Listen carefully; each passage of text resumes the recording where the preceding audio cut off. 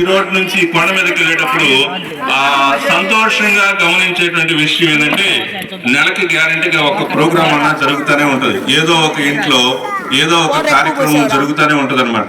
అది ప్రార్థన కావచ్చు, పెళ్లి కావచ్చు, పిల్లలు పెద్దవాళ్ళు అయినటువంటి కార్యక్రమం కావచ్చు, ఏదైనా కానీ ఒక కార్యక్రమం ఎప్పుడు జరుగుతూనే ఉంటది అనమాట. కాబట్టి అలా జరగటం అనేటువంటిది మన పాలనలో ఎప్పుడు దేవుని గురించినటువంటి విషయాలు మరి ప్రచురింపబడటం అనేటువంటిది నిజంగా అదొక గొప్ప విషయంగా మనం అనుకోవాలి.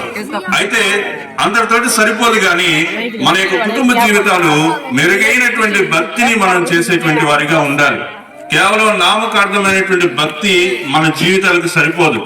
నామకార్థమైనటువంటి భక్తి మనలను నిత్య రాజ్యమునకు లేదా పరలోకమునకు మనల్ని నడిపించదు. కనుక మన కుటుంబ జీవితాలను మనం ప్రశ్నించుకుంటూ మనల్ని మనం ఏం చేయాలి అంటే మనల్ని మన దేవుని ఎదుట నిందారహితులుగా చూసుకోవాలి. ఒక్క వచ్చి నేను చదువుతాను. మోషే రాసినటువంటి మోషే రచించినటువంటి ఒక ప్రార్థనా కీర్తన 90వ కీర్తనలో నుంచి ఒక మాట చదివే మాట అంటా ఉన్నాడు. కాబట్టి మనకి జ్ఞాన హృదయం అవసరం, మనకి జ్ఞాన హృదయం అవసరం. ఆ జ్ఞాన హృదయం వల్ల ఏం జరగాలి అంటే మా దినములు లెక్కించుట. ఇప్పటి వరకు మీరు జీవించారు కదా, ఇప్పటికి ఎన్ని సంవత్సరాలు మీకు? 15, 20, 30, 35 సంవత్సరాలు అనుకోండి. ఆ తర్వాత నుంచి ఇంకెన్ని సంవత్సరాలు మీరు ఈ భూలోకంలో బ్రతుకుతారు? ఎప్పుడు కూడా మనం అలా ఆలోచించకూడదు అంటారు. ఎన్ని రోజులు నేను బతుకుతాననేది ఆలోచిస్తే భయం పుట్టింది. అమ్మో ఇంకింతేనా నా జీవితం ఈ భూలోకంలో అని భయం పుట్టింది. కాబట్టి ఎప్పుడు అలా ఆలోచించకొస్తే నేను ఎంత పడతానా అనేటువంటి విషయాలన్నీ కూడా మనం ఎరిగినటువంటి వాళ్ళమై ఉండాలని వాక్యం తెలియజేస్తా ఉంది. ఇంకా 14వ వచనం ఏమన్నాడంటే, ఉదయమున నీ కృపతో మమ్మను తృప్తిపరచము, అప్పుడు మేము మా దినములన్నీ ఉత్సహించి సంతోషిస్తాము. కాబట్టి 2025వ సంవత్సరంలో ఈ విషయాన్ని మీరు మీ కుటుంబాల వారిగా మీరు ఆలోచించాలని కోరుతా ఉన్నాను. చివరిగా ఈ మాటతోటి నేను ముగించాలనుకుంటున్నాను. ఏంటంటే మరి నేను మీకు నూతన క్రియ గురించి చెప్పాను, నూతన కార్యాల గురించి చెప్పాను. నూతన కార్యాలు మనం చదివాము. ఇంకొక మాట ప్రార్థన, నూతన ప్రార్థన గురించి మీరు ఆలోచిస్తే బాగుంటుంది. మీ కుటుంబాల్లో మీరు ఒక నూతనమైనటువంటి ఒక ప్రార్థన విషయాన్ని గురించి ఆలోచించాలి. సాధారణంగా మనం దేని గురించి ప్రార్థన చేస్తున్నాం?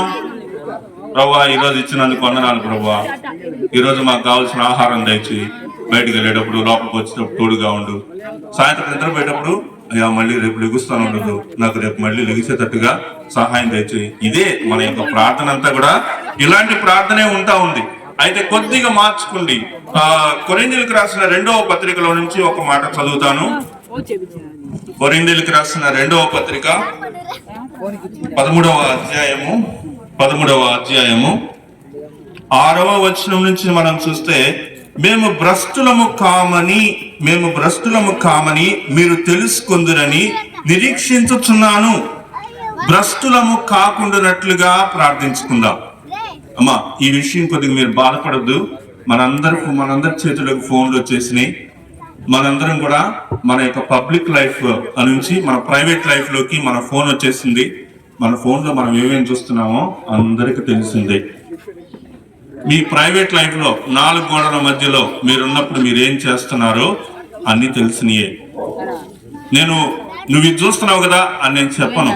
నీ మనసుని గాయపరిచేది, నిన్ను పాడు చేసేది, నీ ఆలోచనను తప్పించేది, ఇవన్నీ మనం చూస్తున్నాం. కాబట్టి దీంతో మనం భ్రష్టులమైపోకుండా జాగ్రత్త పడాలి. కాబట్టి ప్రభువా ఈ సంవత్సరం 2025 సంవత్సరంలో నేను నా ఫోన్ గురించినటువంటి విషయంలో భ్రష్టురాల్ని కాకుండా సహాయం దయచేయండి అని ప్రార్థన చేయాలి.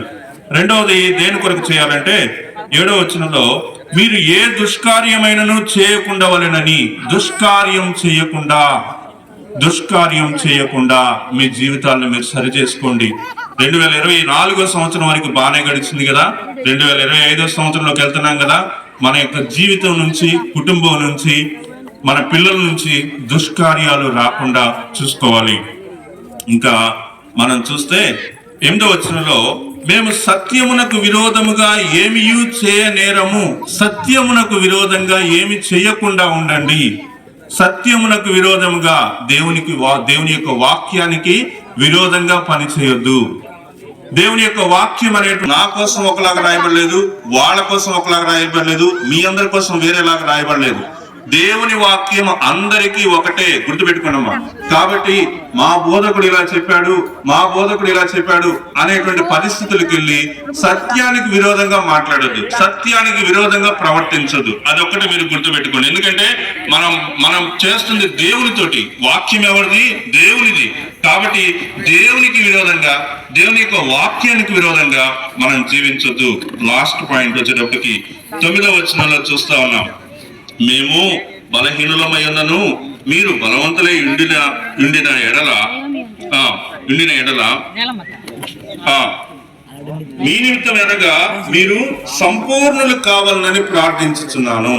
కాబట్టి మన జీవితంలో దేవుని యొక్క మార్గంలో నడిచేటువంటి క్రమంలో ఎప్పుడు ఒడిదుడుకులు, లోటుపాట్లు కలిగినటువంటి విశ్వాసం కాకుండా సంపూర్ణత, పరిపూర్ణత, క్రైస్తవ జీవితంలో, ఆత్మీయ జీవితంలో పరిపూర్ణమైనటువంటి విశ్వాసం అనేటువంటిది కలిగి ఉండటం కొరకు మనం ప్రయత్నం చేద్దాం.